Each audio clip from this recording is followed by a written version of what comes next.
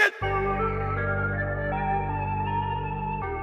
Hey, what's up, guys? Here to talk to y'all about UFC 273, which features two title fights, one of which being the main event between Alexander Volkanovsky versus the Korean Zombie for the featherweight title, and then the other one being Petr versus Aljamain Sterling, the rematch for the Bantamweight title, where the infamous knee thrown was heard around the world. But the other fight I'm going to be talking about is Gilbert Burns versus Chimaev, which is a very important fight for not only these two gentlemen, but also the welterweight division as a whole, as Kamaru Usman continues his dominant reign for that division. But before we get into the fights, guys, I just got to say how amazed I am of the international influence that the UFC has on the globe. I mean, we have guys fighting from all over the world coming to fight in the UFC. So diving into Chimaev versus Gilbert Burns first. So in Chimaev's last outing, there were a lot of questions going on about how bad did COVID-19 affect him? What did it affect his lungs, his cardio? Was he going to be the same aggressive, explosive performer that we're used to seeing him as, or was the virus going to take its toll on him in the long run? And all of those questions were quickly silenced after he put on such a dominant performance and finished his opponent in the first round. Gilbert Burns, on the other hand, on his last outing, facing a stylistic matchup difference in Wonderboy Thompson, who is known for his karate dynamic striking, he was able to overcome that and edged out a close victory in a decision. So into looking what's changed between these two since each of them last fought, as far as for Chimaev, I don't think much has changed. Maybe his striking improved a bit more from his romance with Darren Till. As far as Gilbert Burns, I believe in his last outing with Wonderboy, he showed some great display of managing distance and his timing. I think that was one of the things that he often used to frustrate himself with just rushing into things without quite necessarily thinking about how he was going to advance his position once he got there. He is very explosive, but I feel like now he has more direction with that explosiveness. The other thing I think Gilbert Burns has improved on since his last fight against Wonderboy Thompson and his loss to Kamaru Usman is his execution. So in the Kamaru Usman fight, we talked about it before, that he did have Kamaru Usman rocked in the first round, but he didn't just execute enough to get the finish. But if he's going to have a shot to beat Chimaev, to get back to another title shot, he's going to have to execute a whole lot better. And yeah, take the brakes off, but also be very cautious. Heading into this fight, I believe that Chimaev has a full head of confidence. He believes in his ability to not only win this fight, but dominate it, just as he has with much of his other opponents. He hasn't even seen a second round yet. And when you mix that with Burns' unquenching desire to constantly move forward and apply his own pressure and explosiveness, this is like a head-on collision just bound to happen. What's going to make this fight very interesting is whenever this fight ends up on the ground, which I believe it will at some point. Also, Chimaev stays active whenever it comes to his wrestling and his grappling. Even when he's not fighting, he's constantly doing events or matches outside of just fighting in MMA. Gilbert Burns also has shown his dominance on the ground as well. He is very deadly, very comfortable on the ground, but I don't think that that's going to be a spot where he wants to be at for too long with Chimaev. Chimaev just seems like he's a much lengthier, stronger opponent. He knows how to disperse his weight better, and Gilbert Burns has been in there with very tough opponents who are very great at wrestling, but Chimaev just brings another element to the table when it comes to getting on the ground. To be successful in this fight, Gilbert Burns is going to have to give Chimaev a lot more to think about and try to get him into the second round, which I'm not even sure is a surefire way to beat him, but if he's going to have any chance, he's going to have to stay dominant. The longer this fight goes on, the better for Gilbert Burns. I would just think that'd be the best option for him. As far as Chimaev, the best thing that he has to do is be able to manage Gilbert Burns' explosiveness. If this fight is going to stay on the feet, I see that Chimaev has a much greater advantage. He throws his shots and his strikes with full confidence. One of the big keys to this fight is that Gilbert Burns cannot let himself get backed up against the cage. If he lets himself get backed up against the cage, that's where Chimaev does some of his best work, is whenever he's able to pick his opponents apart, as we saw when he one-shotted Jared Mearshot. With all that being said, both of these guys know that a win on Saturday night will have title implications for both of them, at least get them into the discussion of fighting for the title. And overall, I see Chimaev having more ways to win on the ground, on the feet, just overall winning a decision. Maybe that may be the only question mark, but overall, I'm going to have to say that Chimaev's going to win in a second round TKO. All right, getting into the first title fight of the night between Aljamain Sterling and Petr for the Bantamweight title. And everybody saw the first fight between these two with the infamous knee heard around the world, which was the subject of a lot of memes and a lot of controversy, a lot of back and forth between these two. So for this fight, it's a little hard to fall back on the previous fights that both of these fighters have had, because they both bring different dynamics to the table and a lot has changed since the last time that they fought. So the last time that these two fought, only Petr Yan has been active. He fought Corey Sandhagen for the interim title, and during that time, Aljamain Sterling was away nursing a neck injury, which he's had since he was in college, and he got surgery on his neck, so he wasn't able to immediately turn around and do the rematch. So I feel like that puts a lot of pressure on him coming into this fight. And Petr Yan was in an absolute war with Corey Sandhagen, and by no means necessary did Corey Sandhagen make it an easy win for Petr Yan. But it also displayed Petr Yan's relentless ability to move forward. That dude, if he was a vehicle, he'd only have one gear, and that's drive. I don't feel like there is a moment in that fight where Petr Yan was not trying to finish Corey Sandhagen. Just like in the Aljamain fight, I don't feel like there's a moment in that fight where Petr Yan didn't have it in his head that he was going to finish Aljo. I guess one of the only other differences going into this fight that you could say for Aljamain Sterling, besides getting the surgery, was his body transformation, but he has come out and said that the reason he was so lackluster and lost energy in his last fight was because he had a bad weight cut. So his body transformation, although very impressive, who knows how much of an effect it's going to have whenever it comes down to Saturday night and getting into that cage. Petr Yan, on the other hand, business as usual, willing to go out there and show another dominant performance as he has with all his other fights in the past. So getting into the actual fight itself, I seriously doubt that there's going to be another illegal knee or another DQ. If anybody had Aljamain Sterling winning via DQ last time, let me know.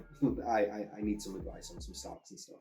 But other than that, I think that this is going to be a different fight in terms of how much output Aljamain's going to put out there in the beginning.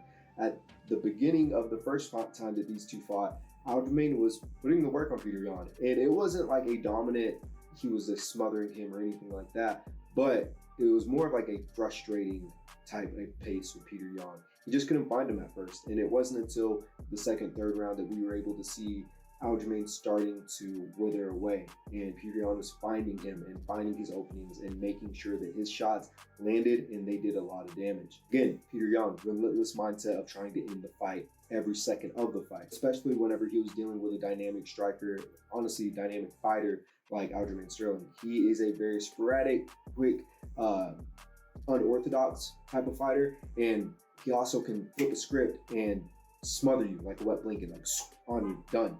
And we've seen him do that in the past to other opponents. But like I said, going into this fight, I believe we're into a completely different type of scenario.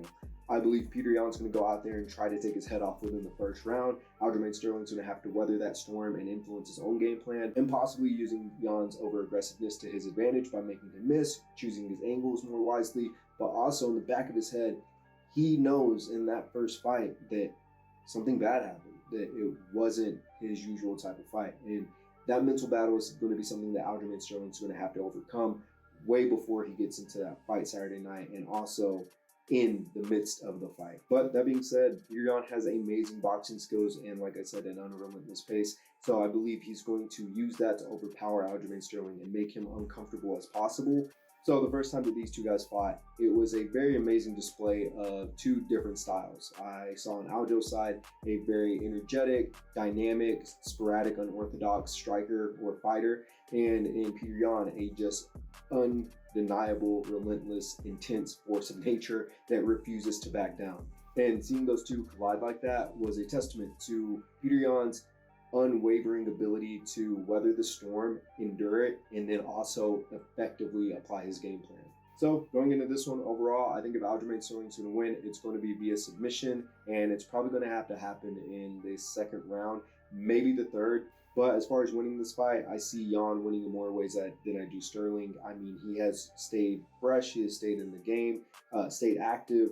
He seems like he has his mind in the right spot. I know he probably kicked himself in the butt or knees himself in the butt a lot for throwing the knee in the first place. And yeah, he believes he's still champion. He believes he has the right to it. And although Aljo is very admitting to what happened in that first fight and is very humble and very focused on what he has to do to be successful this time around, Yan is a different type of beast, and I believe that he's going to be able to implement his game plan more effectively, come in there and execute without a doubt. So that being said, I see Yan winning this one third round via TKO. All right, so heading into the main event for the featherweight title, and I believe this one is a fun matchup that I was unexpectedly very interested to see happen. Originally, this was supposed to be the trilogy fight between Alexander Volkanovsky and Max Holloway, and unfortunately, Max Holloway was dealing with some issues and had to pull out of the fight. So in the midst of that, the Korean Zombie steps in and finds himself with an amazing opportunity to become champion. Alexander Volkanovsky, game as ever, didn't even flinch, takes the opponent because I believe deep down at his core, Alexander Volkanovsky loves to fight. So breaking down these two, this one's pretty short, simple, and to the point. Alexander Volkanovsky is a very well-rounded fighter. I believe he has great wrestling, grappling skills, and he has amazing, tremendous striking and obviously cardio to go the distance with absolute cardio machines. So as far as Korean Zombie, what he brings to the table, also amazing cardio, an impressive amount of durability, and also just dynamic striking and being able to stay focused on what he has to do to give himself a shot to win a fight. Maybe there are some times where he just gets himself into a bad spot. Maybe there are times where he is taking a barrage of damage, but they call him the Korean Zombie for a reason because he is a non-stop force. So the Korean Zombie coming off a decision victory over Dan Ige from last summer, and Alexander Volkanovsky fought here recently against Brian Ortega and defended his belt. And during that fight, there were a couple times where Brian Ortega was able to land pretty cleanly. There was a time where Brian Ortega had Alexander in a very tight guillotine, which looked like it was about to just pop his head off. And Alexander said, yes, it was this close to almost ending the fight, but he endured it, was able to survive, and ended up getting into a dominant position and finishing out the fight, winning via decision as well. So going into this one, I believe that the Korean Zombie is going to just have to be more dynamic and unorthodox than Alexander Volkanovsky is willing to expect. There are some times where the Korean Zombie can just pull some random rabbit out of the hat and land some clean combos and clean shots. And if Volkanovski's not prepared to take that, then obviously he's going to crumble. But looking at the opponents that he's already faced and the way that he has dealt with such adversity, I believe that the Korean Zombie is going to have to either catch him with something that catches all of us by surprise or by landing a submission that Alexander Volkanovsky just doesn't see coming. But Alexander Volkanovsky does a very great job of keeping himself in a dominant yet safe positions until he's ready to advance and move forward. That being said, his striking has also come a long way since he's first started. And honestly, when you're fighting anybody within the top 10, I would even say top 20, you know that there is no such thing as an easy night out anymore. And maybe somebody has a bad night, but you can't count on that. Alexander Volkanovsky is a champion for a reason. He knows how to rise to the occasion, and I look for him to do the exact same thing this time around. So will he be able to knock out the Korean Zombie or finish him? I don't think so. I think that Alexander Volkanovsky is going to have to put on a very flawless, very careful, dominant performance and see himself to a 5-round decision victory and remaining the featherweight champion. So although I feel like this night's going to be a night of great fights, I also think that there are some chances for some major upsets. And yeah, after seeing what Juliana Pena did to Amanda Nunes, I am pretty much open to seeing anything happen inside that cage now. So other than that, guys, if you haven't yet, you know what to do. Follow me on Twitter, subscribe, like, share. I appreciate it so much. Stay safe, stay blessed. I'll see you in the next video. Thank you.